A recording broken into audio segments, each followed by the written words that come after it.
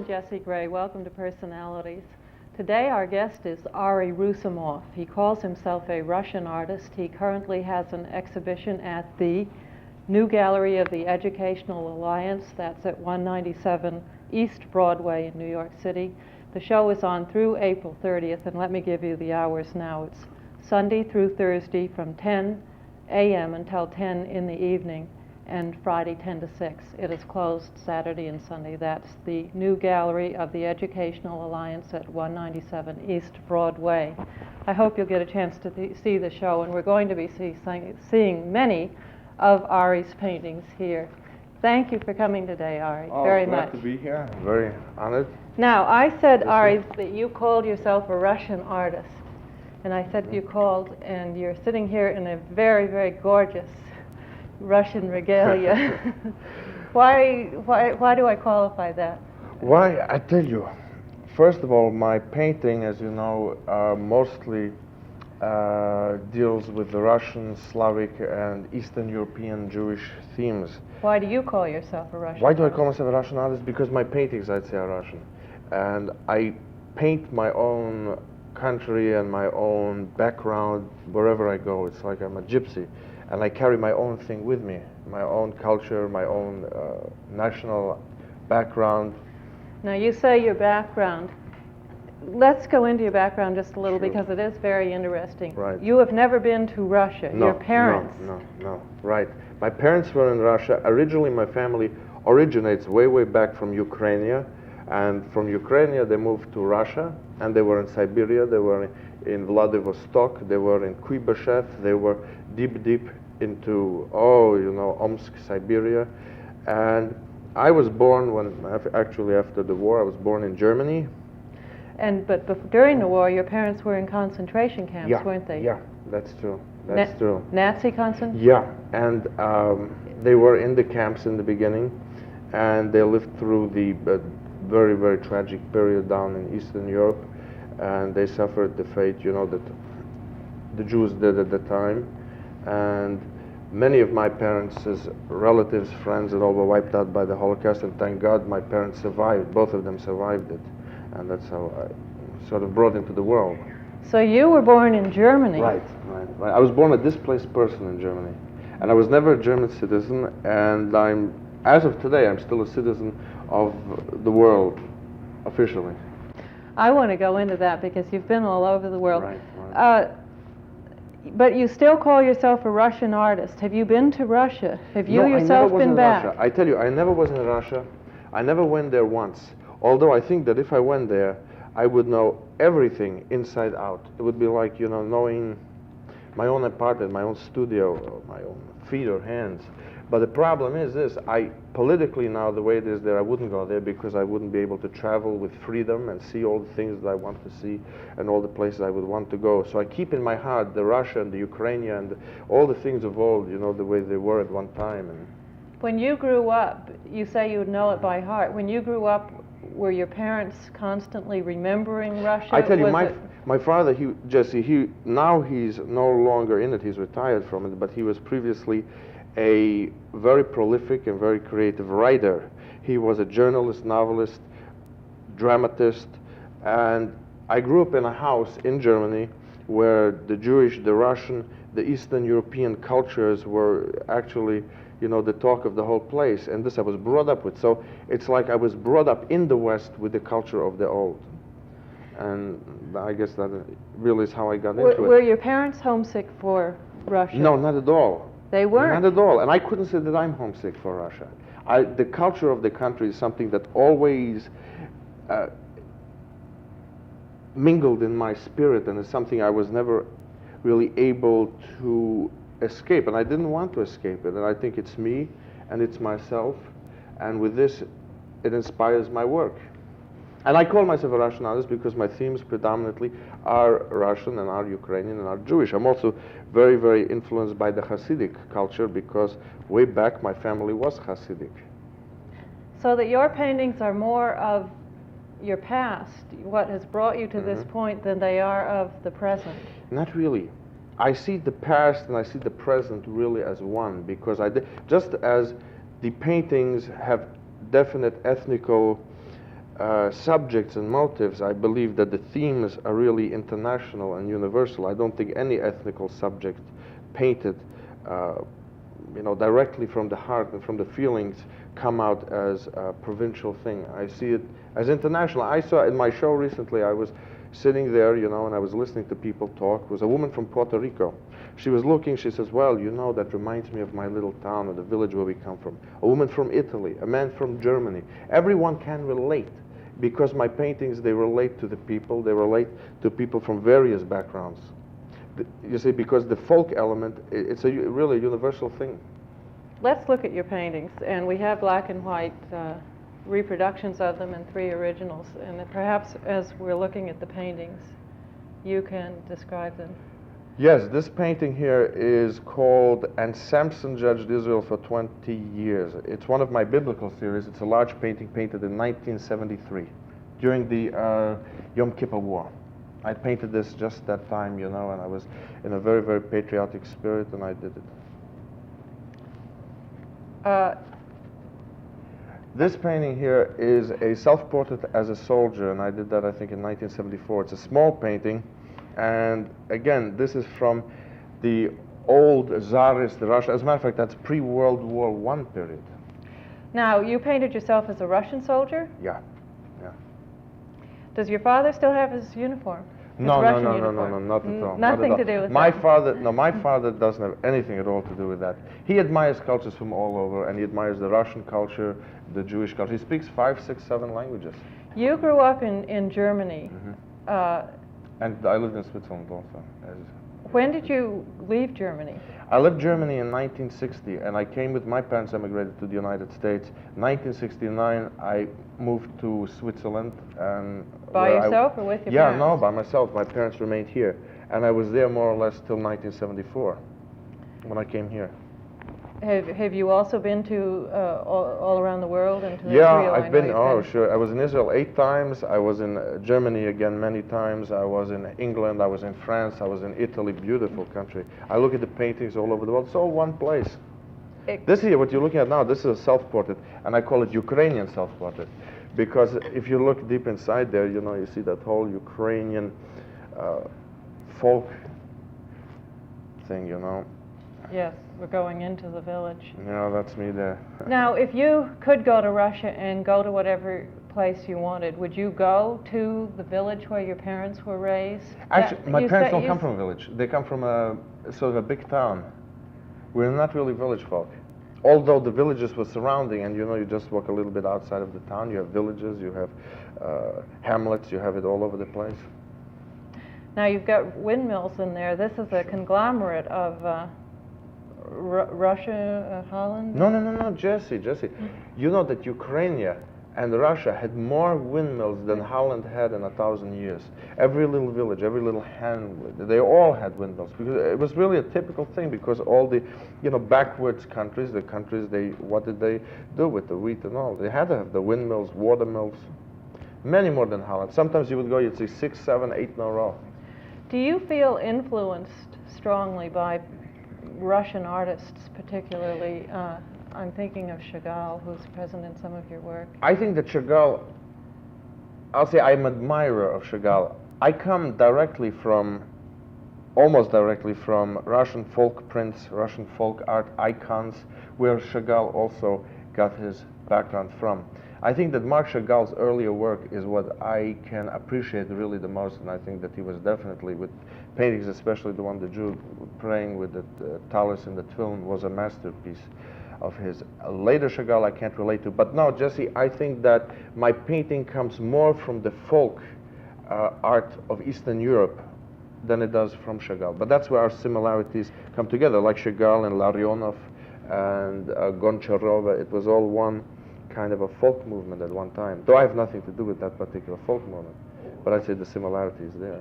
I'm just going to leave this painting on briefly. Your father being a prolific writer, did you grow up knowing, perhaps he didn't write the folk tales, but perhaps he related them? Did you grow up with a strong influence of folk? Oh, sure, yeah. Did you grow up with a strong sense that your father's and your mother had been in concentration camps. Yes. Nazi concentration camps yeah. in Russia, had In survived Ukraine, and yeah. were displaced persons. Yeah. I grew up with it, and it's something that has always had an impact in my mind, in my heart, in my art. What kind of an impact? It's something that is always burning to come out, and I paint quite often about the camps and the ghettos and the whole Holocaust period and the pogroms, and I believe that it's a pity how everyone is ignoring it today, and they are ignoring it, and they're treating it as something that for whatever reason shouldn't be looked at and should be avoided. But that's completely wrong, because it's a very, very, very recent event, and if you go, you know, the smell of the blood is very, very fresh. You, being a displaced person, being born in as a citizen of no place, and still today being a displaced person, does that have a tremendous impact on your thinking? Jessie, in a sense, only officially, I am a displaced person. I feel at home in any country, whether the US, Switzerland, Italy, and my homeland's always the homeland of my heart and my painting, I think, and I don't feel myself a displaced person. I'm officially a displaced person. Is there any country, if you had to choose one, where you would feel more at home than any other country? Oh, I love Israel. I love Israel very much, and it's a country where I can go back, way, way back to my ancestors, and there's the, you know, that ground, the beautiful sky there, and I feel very at home there, and I feel that spiritually I feel the closest to Israel. If you had to choose a country, would it be Israel? Or would that be hard to do? Would it I'd be love hard to to live in choose a Israel. country? I would love to live in Israel. Would it be hard to choose a country for citizenship? Oh, well. And say, this is my country? Would it be hard? No, it wouldn't be hard at all. And it would be Israel? I think, yeah, probably. If I had a lot of money, I would live part of the time, I would live in Israel, part of the time I would live in Switzerland, and a little bit of the time I'd live in the US. Let's get back to the painting we were just looking at, and I want to follow it by another one and ask you a question. You had two dwarfs, which I guess were from folklore. You have dwarfs in many of your paintings. Yeah. And just from talking to you, as I know you briefly, you're very interested in the physical variations in people, perhaps more than the mental variations, the body structures, the extremes in body structure. And I'll follow this up by this painting, which is reminiscent to me of Bruegel's work. Bruegel has always been an artist that I felt very close to. His association with, you know, the land and the people and the peasants. This I call leaving home, and some people call me the Russian Bruegel, the Jewish Bruegel, I don't know. But I like Bruegel, master. What is it in your personality that makes you, I won't say attracted, but makes you seek out physical deformities or extreme variations in people? I think it seeks me out. I don't really think about it. I don't know, somehow it came to me, and I've always been interested in circuses and sideshows, and I painted large paintings dealing with the themes of the sideshow. Pinheads and cripples galore, you know. But I think it's just one form of the world's deformity, the world's obvious deformity. And I don't know, somehow I painted. Expressive of a more, perhaps just as extreme but unseen deformity? Possibly, right. I have a large painting, incidentally, called Panopticon, which deals with the sideshow museums as they had them years ago. Now, most of the countries got rid of them because they are supposed to be inhuman and all that. I don't have a photo of it here, I don't have it, but it does deal with the Panopticon, and the whole thing is sort of a large museum of freaks, even though only one side of it is. Have you gotten to know people whom the world has labeled freaks? Have I gotten to know them? A long time ago, a few years ago. Everything that was a day before is a long time ago. So this is only 2-3 years ago. Me and my former girlfriend, we started to interview them on tape. But it got limited as most of them in the United States had moved to Florida. So we only had the bearded woman's husband, and Madame Olga's husband, and who else was there? An old sideshow Bach, a couple of Bachas, but it was, unfortunately, never got that far. Have you ever been in the circus yourself? No, but I think I should run away and join it. I think that would be the perfect thing, really. Now, you are a great bodybuilder. You're constantly lifting weights, and do Right. you wrestle? I used to be a wrestler, right? I used to do it was only a hobby, and my hobby, I've given that up. I've taken up only, I've gone Why do you back say, to, oh? No, too much trouble, you know. I don't want no black eyes. I have to paint. If I get my eye poked out, I'm not going to be doing so well. Oh, I went into semi-pro wrestling, but it was very, very dangerous. In spite of what everybody thinks, there are a lot of people imitating what they see on the TV, and I just don't want to be the recipient of it. But I like the weightlifting because it's the best sport there is. You can do it alone, too. You don't. Oh, yeah. I belong In to the a gym privacy of your own home. No, I belong to a gym now, and I work out there because in the home everything's limited. You know, you don't have room, buy all the weights and all that stuff. But the fact that you're still very interested in your own body development, is that part of the thing? Again, the attraction, not the attraction, No, I like but to the stay interest fit. in. I like to stay fit, and I guess I like to stay healthy, and why not? I agree. You're in great shape. Back to your paintings. You were considered a child prodigy, and we're going to get to some of your earlier work. In fact, as long as we're talking about it, I'll put it up right now. When you were age 13, was it? You entered shows that were adult? Yeah, when I was 12 years old, I claimed I was 16. I used to change my age from 16 to 18 to 19, and I got into the Art Students League when I shouldn't have been there. I got into art exhibits when I shouldn't have been there. At 18 and 19, I would really 12 years old and 13 years old and 14 and 15. And sometimes I used to drop a year, but they never looked and they never paid attention. I just got in the show, I exhibited, and they took it for granted. When did I did when I was 12. When you were 12. Yeah. Were you always attracted to art? To be this proficient at age 12, did you start very, very When early? I was 3 years old. I started when I was a little boy, and thank God my parents have always encouraged me, and without them I really couldn't have painted a stroke. And I was lucky in that sense. And so when I was 7, I took up painting, I took my first art lessons, and I continued, you know, ever since. I'm trying to seek out another early work. Ari, you can help me here. Yeah, here's one over here. This is the horse market in Zolochiv, and this is the town where my father is from. This is the outskirts of the town where they had a marketplace where they sold cows and all kind of livestock, the goats, the geese, the chickens. And when did you paint this? Oh, that I must have painted that when I was about 14 or 15. Are there any more very early works? Here's an old one. This is also about I was 14 years old. That's Zolochiv seen from the window. I call it from my window. Did you grow up speaking only German and Yiddish? I was brought up with German, I was brought up with Yiddish, I was brought up with Russian, and I was brought up with Ukrainian. And here and there, you know, when you don't speak a language, you lose it along the way. Some of the languages I'm revamping, and some of them I still speak very well.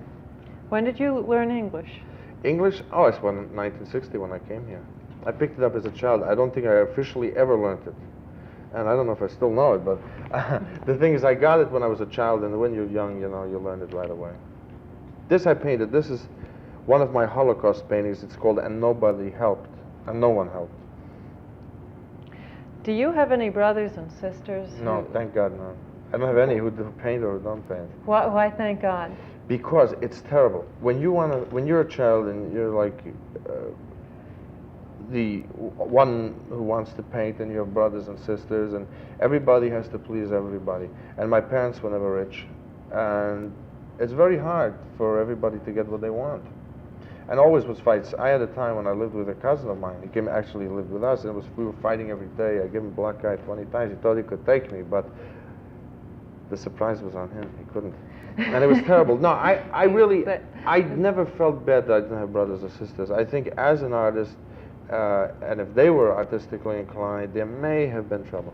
Did you relish the fact, in fact, that your parents could devote all their attentions to you? I thank God every day.